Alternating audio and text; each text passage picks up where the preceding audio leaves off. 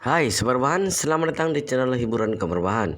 Admin akan membacakan kelanjutan sebuah cerita novel yang sangat seru, yang sangat menarik, yang sangat menghibur, yang sangat layak untuk diikuti dari awal hingga akhir. Sebuah cerita novel yang berjudul The Story of Yi-Chen. Tetapi sebelum melanjutkannya, pastikan kalian sudah subscribe channel ini dan aktifkan lonceng notifikasinya agar tidak ketinggalan jika admin upload video baru. Jika kalian menyukai cerita seperti ini, jangan lupa like, jika berkenan share juga ke teman-teman lainnya agar teman-teman lainnya juga mendapat informasi dan hiburan di channel ini. Baik, kita lanjutkan di part ke 523 bertepatan dengan bab ke 2529. Semua masalah tidak menguntungkan. Begitu mendengar 4 kata ini, He Yuan Jiang tanpa sadar bertanya, apa maksudnya? Pria tua itu bertanya dengan wajah penuh ekspresi tidak suka. Apakah kamu pernah meramal? Apakah kamu tidak tahu arti dari semua masalah tidak menguntungkan? Maksudnya adalah tidak peduli masalah apapun, semuanya sangat berbahaya. Setelah berkata, pria tua itu terus berkata dengan nada yang sangat serius. Itu berarti bahwa orang yang mendapatkan batang bambu itu tidak peduli apa yang kamu tanyakan, semuanya akan sial. Jika kamu ingin menanyakan masalah tentang hubungan suami istri, maka itu menunjukkan bahwa pasangan tersebut pasti akan berpisah. Jika kamu ingin menanyakan masalah tentang karir dan uang, maka itu menunjukkan bahwa karir dan uang pasti akan menghilang. Jika kamu ingin menanyakan masalah tentang keberuntungan, maka menunjukkan bahwa keberuntungan pasti akan mengalami penurunan drastis. Jika kamu ingin menanyakan keselamatan kerabat, maka itu menunjukkan bahwa pihak lain pasti akan menghadapi bencana besar, bahkan sulit untuk melarikan diri. Apa? Setelah mendengar ini, He Yuan Jiang tiba-tiba menjadi cemas. He Yuan Jiang langsung bertanya dengan nada yang sangat gugup, Pak Tua, apakah Anda mempunyai cara untuk menghilangkan bencana putriku? Ini pria tua itu mendesah. Jika kamu mendapatkan ramalan yang lain, mungkin aku masih bisa memikirkan cara. Tapi ramalan yang kamu dapatkan ini, itu berarti bahwa tingkat kesulitan masalah ini sangat tinggi. Setelah berkata, pria tua itu mengalihkan topik pembicaraan. Pria tua itu berkata lagi, tapi jika aku berusaha dengan keras melakukan sesuatu untuk menghilangkan bencana, mungkin saja masih ada sedikit peluang. Saat ini He Yuan Jiang sudah ditipu oleh pihak lain. Yang dipedulikan oleh He Yuan Jiang hanya keselamatan putrinya. Kemudian buku dan pengetahuan yang telah dipelajari olehnya selama bertahun-tahun sudah tidak memberi pengaruh apapun. He Yuan Jiang bertanya dengan wajah penuh ekspresi gugup dan juga serius, Pak Tua, mohon Anda harus membantu saya. Begitu melihat He Yuan Jiang sudah tertipu, pria tua itu tersenyum lembut. Pria tua itu berkata, karena kamu begitu tulus, maka aku akan mencobanya. Tapi memecahkan kesulitan ini akan terlalu menyusahkanku. Jadi kamu harus membayar uang sebanyak 5.000 yuan kali ini. Biar aku melihat hatimu tulus atau tidak. He Yuan Jiang sama sekali tidak peduli dengan uang sebanyak 5.000 yuan.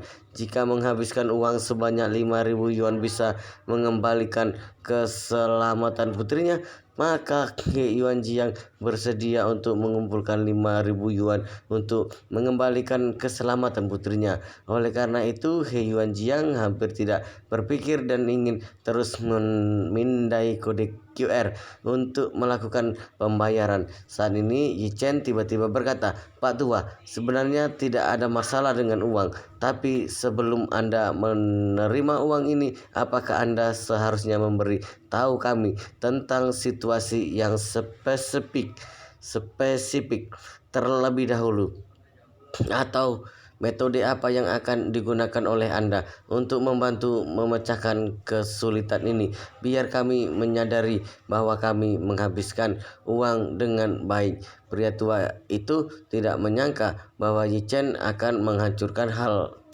baiknya saat ini. Jadi pria tua itu langsung mencibir, kamu hanyalah seorang anak muda. Kamu juga berani untuk mencurigai kemampuanku? Yichen melambaikan tangan. Aku tidak berani. Aku sama sekali tidak mencurigai Anda. Hanya saja saya ingin mengetahui dengan jelas. Ini semua seperti memperbaiki mobil.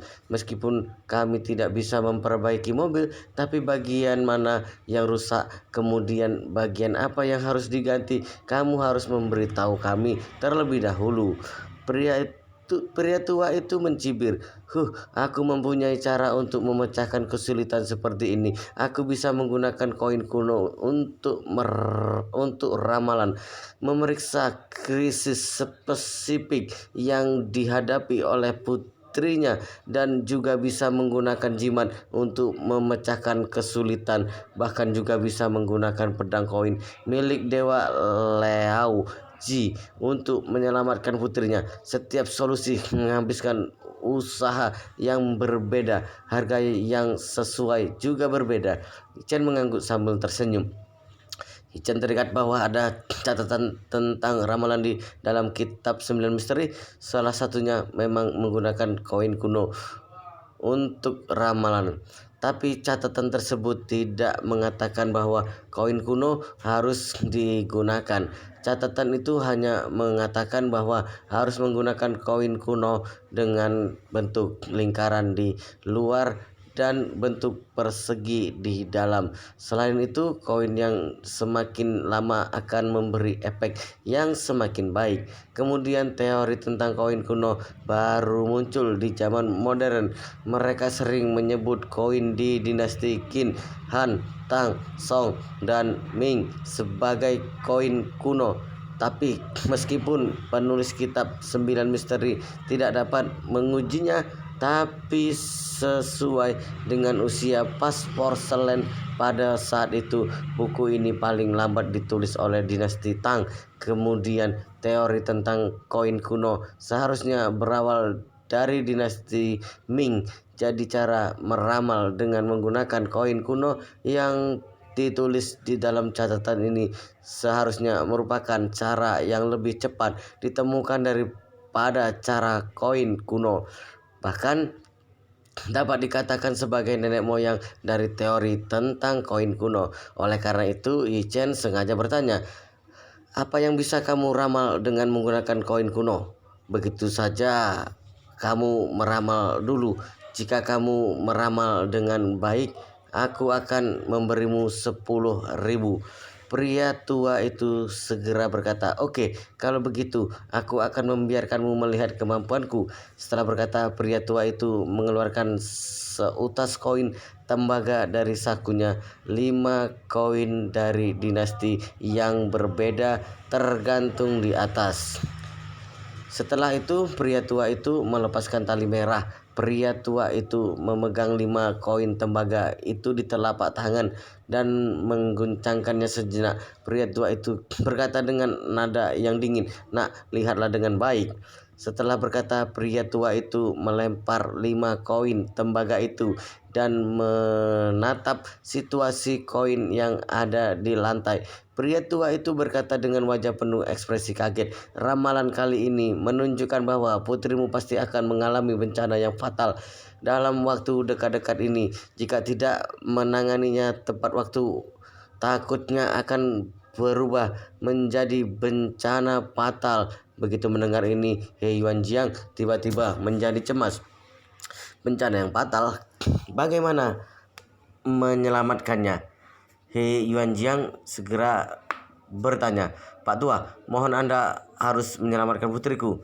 Saat ini Yichen malah sedikit bingung.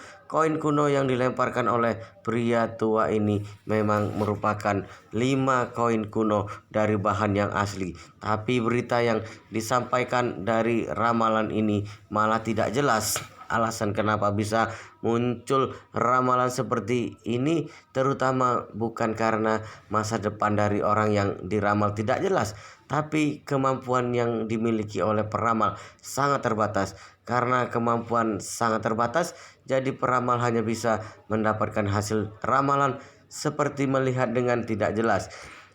Ramalan ini tanpa jelas memberitahunya 5 kata. Kamu sama sekali tidak mengerti. Jelas merupakan ramalan yang tidak bisa dimengerti, tapi malah memberi tahu orang lain bahwa ada bencana yang fatal. Terlihat jelas bahwa pria tua itu sengaja menakuti orang. Pria tua ingin melakukan pemerasan dengan memanfaatkan kelemahan. Jadi Ichen bisa memastikan bahwa pria tua ini merupakan pembohong. Pria tua ini setidaknya hanya mempelajari sedikit pengetahuan. Hanya dengan kemampuan yang dimiliki oleh pria tua itu, jika ditempatkan di bidang medis, itu sama dengan pria tua itu baru saja belajar bagaimana cara membedakan rongsen depan dan belakang.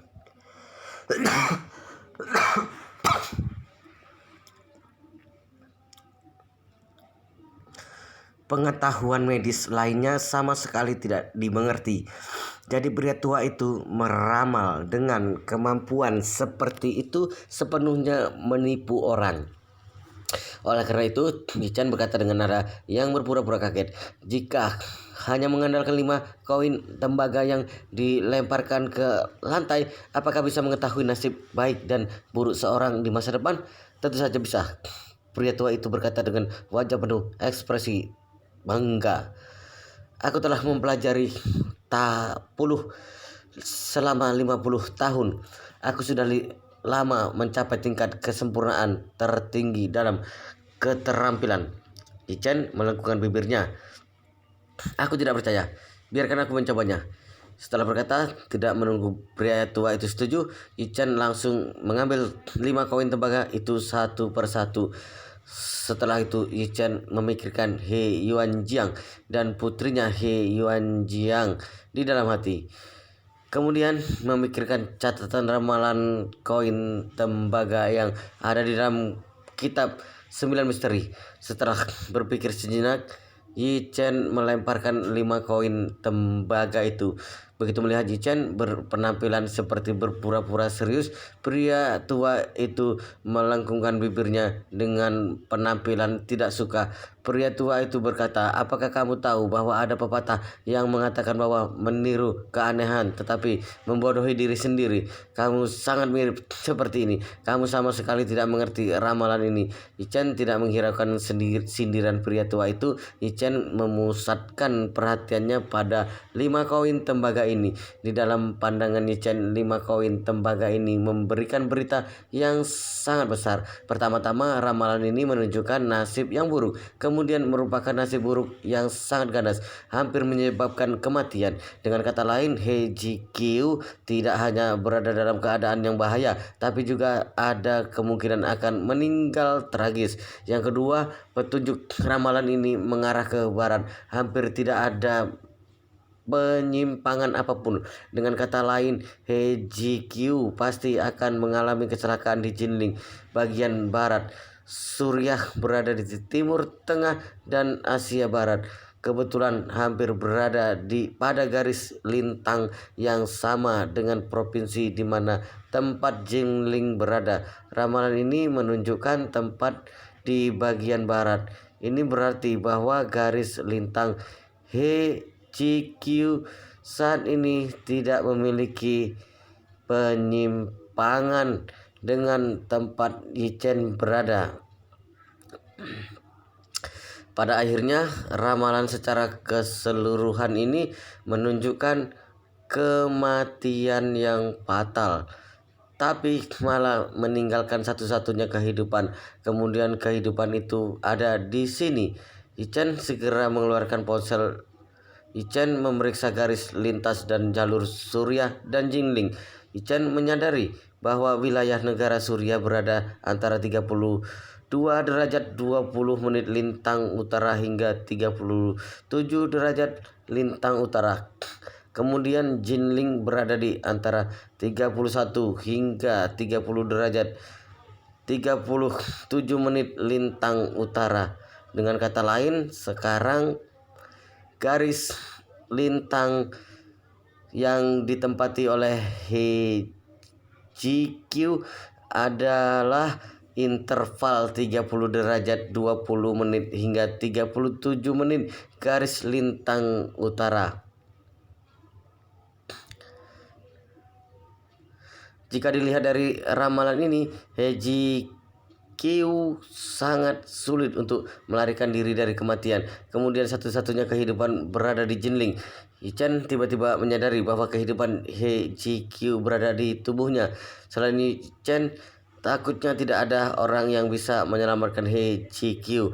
Selain itu, jika dilihat dari ramalan ini, Heiji Kyu tampaknya sudah diselimuti oleh bahaya dari awal. Selanjutnya kehidupan Heiji Kyu ada di tubuh Yichen. Jika Yichen tidak menyelamatkan Heiji Kyu pasti akan mati. Yichen hampir tidak membuat keraguan yang terlalu banyak tentang menyelamatkan Heiji Kyu atau tidak menyelamatkan Heiji Kyu. Saat mengetahui bahwa kehidupan Heiji Kyu ada di tubuhnya, Yichen sudah memutuskan untuk menyelamatkan Heiji Kyu. Meskipun Yichen tidak pernah bertemu dengan Heiji Kyu, Yichen juga tidak memiliki interaksi apapun dengan Heiji Kyu. Tapi Yichen memiliki dua alasan yang harus menyelamatkan Heiji Kyu. Alasan pertama yaitu sekarang Yichen ingin masuk ke pasar besar transportasi laut secepat mungkin. Heiji Kyu merupakan kandidat yang terbaik. Jika Heiji Kyu bisa kembali untuk membantu Yichen, ayahnya Heiji Kyu, Yuanjiang, pasti akan membantu. Jika seperti ini, pada dasarnya bisnis ini sudah stabil. Alasan kedua yaitu Yuanjiang merupakan teman ibunya sebelum meninggal. Setelah orang tua Yichen mengalami kecelakaan demi menemukan Yichen, Yuanjiang juga menghabiskan banyak usaha. Kemudian Yuanjiang hanya memiliki seorang anak perempuan, Heiji Kyu. Jadi hanya melihat sisi ini saja, Yichen mau tidak mau harus menyelamatkan Heiji Kyu. Tapi Yichen merasa sedikit khawatir. Yichen bisa menyelamatkan Heiji Kyu, tapi bagaimana menyelamatkan Heiji Kyu?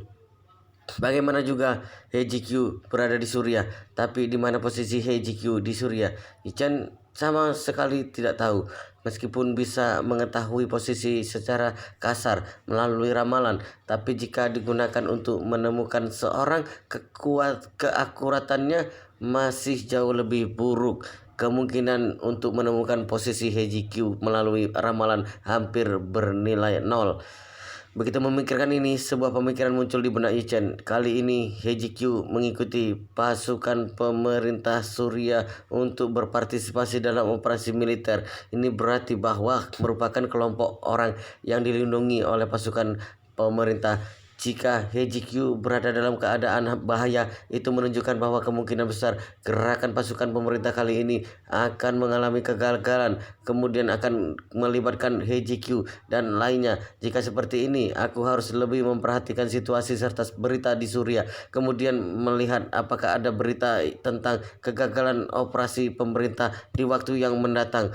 Saat wajah Yichen penuh dengan ekspresi khawatir, pemilik setan meramal yang ada di depan berkata dengan wajah penuh ekspresi mengejek, "Anak muda, kenapa kamu tidak berbicara lagi? Apakah karena kamu tidak mengerti apa maksud dari ramalan ini atau tidak? Atau di dalam pikiranmu sekarang sedang berpikir bagaimana membodohi kita?" Setelah berkata, pemilik setan itu mencibir, "Ais, sejujurnya, jika kamu tidak bisa, sebaiknya minggir dari sini. Jangan menggangguku. Membantu orang lain untuk memecahkan masalah."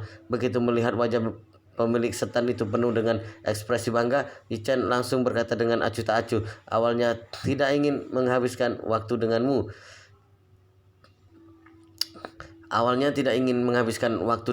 Tapi jika kamu masih bertahan untuk melakukan cara yang salah, maka aku akan menghabiskan beberapa menit untuk mengobrol denganmu. Aku melihat penampilanmu terlihat sangat buruk. Nyawamu ditakdirkan untuk menanggung kesulitan seumur hidup. Selain itu, kamu juga ditakdirkan untuk tidak menjadi pria yang hebat. Orang yang seperti kamu, selain menipu orang, kamu tidak mungkin memiliki kemampuan yang lain. Usia tuamu pasti sangat menderita. Jadi aku menyarankan untuk tidak menipu sepanjang hari. Usiamu sudah begitu besar. Carilah pekerjaan yang stabil dan resmi agar bisa menghindari kesulitan yang menderita kelaparan dan kedinginan di masa depan. Pria tua itu tidak menyangka bahwa dirinya sendiri melihat lelucon Yichen, tapi Yichen malah menyindirnya. Yang terpenting adalah perkataan yang dikatakan oleh anak muda ini sangat benar. Pria tua itu memang sangat menderita di dalam hidupnya. Ini terutama karena saat pria tua itu masih muda, pria tua itu sudah memiliki standar tinggi tetapi memiliki sedikit kemampuan meraih apa yang ada di luar jangkauannya, bahkan menyimpan niat jahat serta pernah masuk penjara selama beberapa tahun. Jadi hampir tidak ada pekerjaan yang bisa dilakukan olehnya dalam waktu yang lama, tidak memiliki ketekunan dalam melakukan sesuatu, apalagi akumulasi. Jadi dalam hidup ini pria tua itu hampir tidak memiliki pencapaian. Tidak hanya pria tua itu menghabiskan seluruh hidupnya, tapi anak-anaknya juga tidak berguna. Sekarang anak-anaknya sudah berkeluarga tapi juga menjalani hidup yang sangat miskin. Pria tua itu sudah begitu tua tapi masih harus keluar untuk menipu orang. Satu sisi karena pria tua ini harus menghidupi dirinya sendiri dan istrinya. Satu sisi lagi karena pria tua itu berharap dirinya sendiri bisa memberi sedikit subsidi untuk anak. Biasanya pria tua itu tidak berani melampiaskan kepahitan yang memenuhi perutnya. Pria tua itu juga harus berpura-pura menjadi seorang master untuk menipu orang. Tapi sekarang malah tiba-tiba diekspos oleh bocah ini, sehingga membuat pria tua itu merasa marah. Pria tua itu tidak merasa bahwa Yichen benar-benar memiliki kemampuan untuk meramal. Pria tua itu merasa bahwa Yichen sengaja ingin menghancurkan bisnisnya, kemudian juga ingin mengambil kesempatan untuk mengejeknya. Oleh karena itu, pria tua itu segera mendengus dingin. Pria tua itu berkata dengan wajah penuh ekspresi tidak suka. Kamu mengatakan bahwa aku akan menjalani kesulitan seumur hidup. Lucu sekali. Aku akan memberitahumu dengan jujur. Aku sudah mencapai kebebasan keuangan saat masih muda. Selain itu, aku memiliki banyak anak dan cucu. Sepenuhnya bisa menikmati kehidupan keluarga yang bahagia di rumah. Alasan kenapa aku yang begitu tua masih meramal untuk orang lain karena ingin membebaskan semua makhluk hidup dari penderitaan. Setelah berkata, pria tua itu melihat ke arah He Yuanjiang, tapi pria tua itu berkata dengan nada yang sedikit marah, "Kamu membawa bocah yang menyombongkan diri tanpa malu ini pergi saja. Awalnya aku ingin membantu masalahmu, tapi tampaknya kamu dan aku tidak memiliki keberuntungan. Jadi mohon kamu berjuang sendiri saja." He Yuanjiang tiba-tiba merasa sedikit cemas.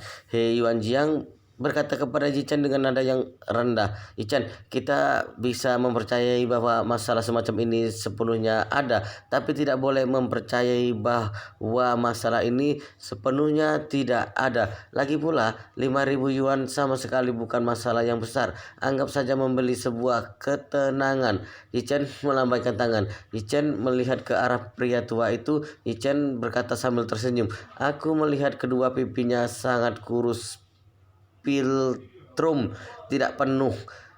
Terlihat bahwa kamu tidak seperti orang yang diberkati. Selain itu, bentuk dahimu tidak penuh. Ini merupakan contoh yang tipikal kamu, bahkan memiliki penampilan yang tidak mempunyai anak.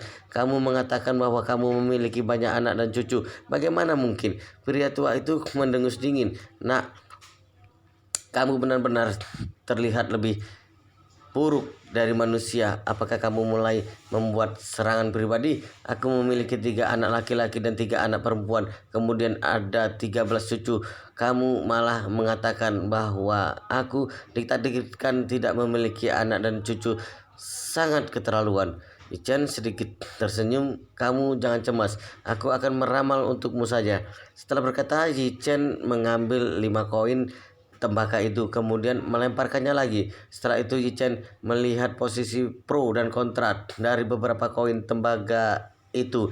Yichen berkata dengan nada yang polos, "Ramalan ini menunjukkan bahwa kehidupanmu akan membawa malapetaka untuk keluargamu. Kamu ditakdirkan tidak memiliki keturunan."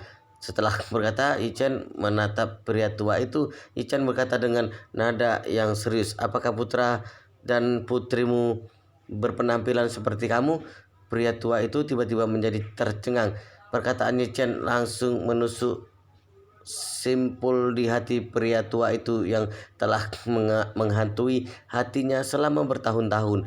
Karena keenam anaknya memang tidak memiliki penampilan seperti pria tua itu. Yichen terus berkata, "Ramalan ini juga mengatakan bahwa tidak lama lagi kamu akan segera memahaminya. Aku percaya hal yang dikatakan itu seharusnya merupakan masalah ini." Pria tua itu berkata dengan marah, "Kamu jangan berbicara omong kosong di sini. Kamu begitu muda. Aku menyarankanmu untuk memperhati untuk memperhatikan perkataanmu." Chen melambaikan tangan. "Aku tidak bercanda denganmu. Aku mengatakan perkataan yang sebenarnya." Setelah berkata, Chen bertanya pada pria tua itu, "Apakah kamu tahu golongan darahmu?" "Aku." Pria tua itu berkata, "Aku memiliki golongan darah AB." Chen bertanya lagi, "Lalu bagaimana dengan istrimu?" Pria tua itu berkata, "Istriku memiliki golongan darah." "Oh, kenapa? Apa yang ingin kamu katakan?" Chen bertanya lagi, "Kalau begitu apakah kamu tahu golongan darah yang dimiliki oleh salah satu dari keenam anakmu?" Pria tua itu terus berkata, "Anak sulungku juga memiliki golongan darah AB. Anak sulungku memiliki golongan darah yang sama denganku." "Kenapa?" Kali ini Chen masih tidak berbicara. He Yuanjiang yang ada di sebelah malah berkata dengan wajah penuh ekspresi kaget, "Istrimu memiliki golongan darah O, kamu memiliki golongan darah AB, anak sulungmu juga memiliki golongan darah AB." "Iya." Pria tua itu mendengus dingin. "Anak sulungku memiliki golongan darah yang sama denganku. Anak sulungku pasti merupakan anak kandungku." Yuan Jiang berkata dengan nada yang canggung, "Ini dari perspektif pewarisan golongan darah secara ilmiah, orang yang memiliki golongan darah AB dan O hanya akan melahirkan anak yang memiliki golongan darah A atau B. Sama sekali tidak mungkin melahirkan anak yang memiliki golongan darah O atau AB." Pria tua yang meramal itu sama sekali tidak menyangka bahkan He Yuanjiang yang merupakan seorang pria paruh baya yang lembut juga akan bertentangan dengannya. Oleh karena itu, pria tua itu berkata dengan nada yang sedikit marah, "Kamu jangan membicarakan hal yang ilmiah denganku." "Ilmiah apaan?" "Ilmiah juga harus memiliki pengetahuan yang dasar, bukan? Orang tua seperti apa akan melahirkan anak seperti apa? Aku memiliki golongan darah AB. Aku melahirkan anak yang memiliki golongan darah AB. Ini sangat masuk akal. Apakah ada masalah?" Hei Yuanjiang berkata dengan nada yang tidak berdaya, "Pak tua, kamu benar-benar harus percaya dengan ilmiah. Meskipun tidak mempelajari ilmu kedokteran dan biologi, tapi setidaknya aku juga merupakan seorang profesor di universitas. Tentu saja aku memiliki sedikit pengetahuan tentang hal ini."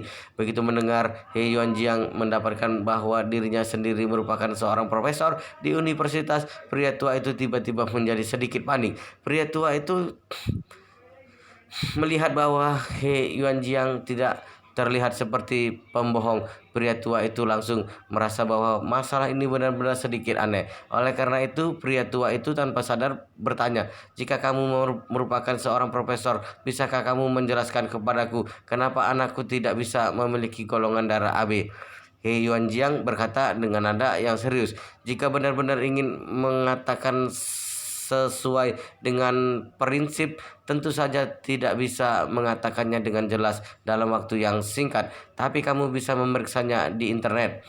Pria tua itu segera mengeluarkan ponsel merek rendah dengan layar yang besar.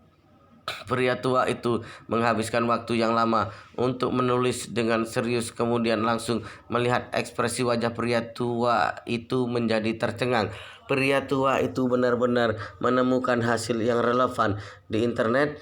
Semua teori sesuai dengan pernyataan He Yuanjiang, orang tua yang memiliki golongan darah AB dan O hanya dapat melahirkan anak yang memiliki golongan darah A atau B. Sama sekali tidak mungkin melahirkan anak dengan golongan darah O dan AB.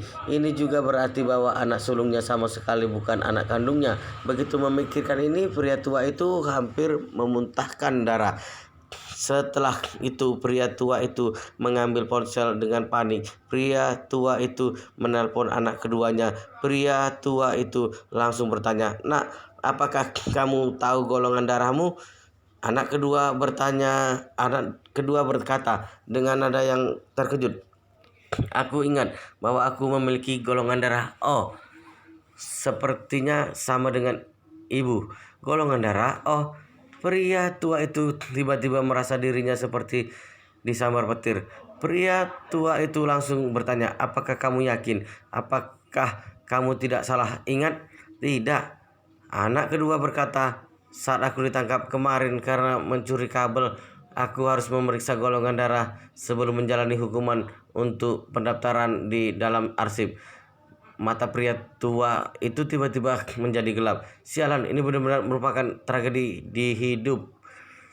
Anak pertama bukan miliknya, anak kedua juga bukan miliknya. Saat pria tua itu merasa pasrah, pria tua itu teringat anak bungsunya. Pria tua itu tidak tahan lagi dan menelpon anak bungsunya.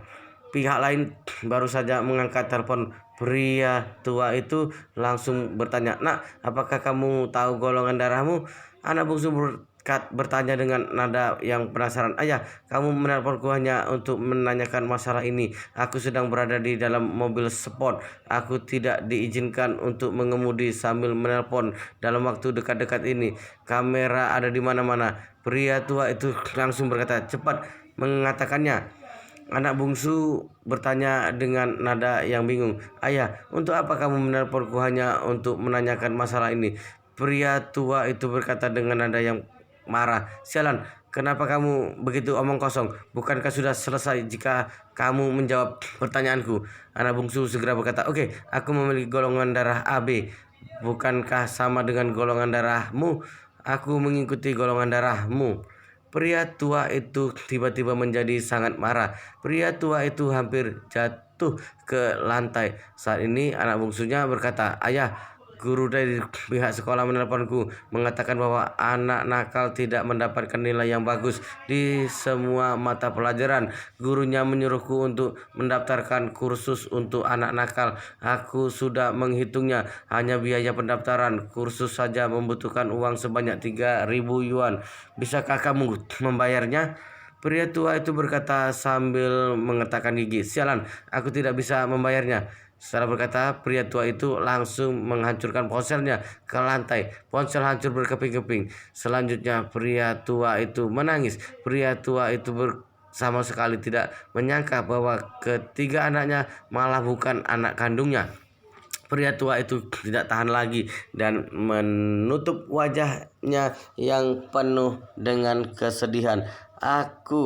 Dosa apa yang aku lakukan?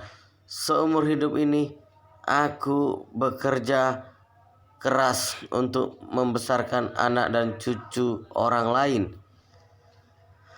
Setelah berkata, pria tua itu sepenuhnya pasrah. Pria tua itu langsung berbaring di lantai, kemudian menangis dengan keras. He Yuanjiang melihat pria tua itu hingga tercengang. He Yuanjiang terus mengira bahwa Yi Chen sengaja membuat pria tua ini menjadi marah, tapi tidak menyangka bahwa perkataan yang dikatakan oleh Yi Chen sangat benar. He Yuanjiang segera bertanya pada Yi Chen, "Yi Chen, ini apa yang terjadi?" Yi Chen mengangkat bahu dengan tidak berdaya. "Begitulah masalahnya. Jika dilihat dari penampilan dan ramalan pria tua ini seharusnya tidak memiliki anak laki-laki. Tapi pria tua ini malah memiliki 3 anak laki-laki. Ini terlihat jelas sangat aneh. Tapi sekarang sudah terungkap, pria tua ini memang tidak memiliki anak laki-laki." He Yuan Jiang tidak tahan lagi dan bertanya, apakah ramalan begitu akurat? Bukankah ini sangat luar biasa? Yi Chen berdiri dan menarik He Yuan Jiang untuk berjalan ke tempat yang jauh. Yi Chen berkata dengan nada yang rendah, Paman He, sebenarnya aku sengaja mempermainkan pria tua itu, tapi tidak menyangka bahwa perkataanku malah sangat benar. Yuan Jiang berkata dengan penampilan yang tercengang. Ini juga bisa dikatakan olehmu hingga benar. Chen berkata sambil tersenyum. Keberuntungan yang buta, tidak ada yang tidak mungkin. Yuan Jiang bertanya lagi. Lalu pria tua itu baru saja mengatakan bahwa GQ akan mengalami kesulitan. Apa maksudnya? Chen melambaikan tangannya. Pria tua itu baru saja berbicara tanpa berpikir. Kamu sama sekali tidak perlu menanggapinya penting. Begitu mendengarkan ini, He Yuan Jiang menghela nafas lega. He Yuan Jiang juga menyadari bahwa pria tua yang meramal itu benar-benar merupakan seorang pembohong. Oleh karena itu, ketegangan di dalam hati He Yuan Jiang tiba-tiba berkurang banyak. Chen teringat ramalan yang baru saja diramal oleh dirinya sendiri. Chen berkata pada He Yuan Jiang, Paman He, jika kamu ada waktu di sore hari, mohon lebih memperhatikan berita tentang situasi lokal di Suriah. GQ mengikuti pasukan pemerintah untuk berpartisipasi dalam operasi militer. Jadi aku percaya bahwa keselamatan mereka juga terjamin. Jika benar-benar terjadi sesuatu, seharusnya ada beberapa petunjuk yang relevan di dalam berita. He Yuan Jiang berkata sambil mengangguk. Perkataan yang dikatakan olehmu sangat benar. Kalau begitu, aku akan lebih memperhatikan berita lokal. Aku malah memiliki beberapa teman yang bekerja di lingkaran media yang cukup dekat. Selain itu, aku masih memiliki sedikit hubungan dengan perusahaan media yang besar. Beberapa media yang besar seharusnya memiliki reporter di medan perang dan jaringan berita. Aku akan menyuruh mereka membantuku untuk memperhatikan informasi ini. Chen segera berkata, jika ada berita, kamu juga harus memberitahuku di saat-saat pertama. Oke, Chen melihat jam. Chen berkata, Paman He, kamu kembali ke sekolah saja. Aku akan pulang. He Yuan Jian menunjuk ke arah pria tua yang terbaring di tanah dan menangis dengan kuat di tempat yang tidak jauh dari sini. He Yuan Jiang berkata dengan nada sedikit simpati, bagaimana dengan pria tua itu?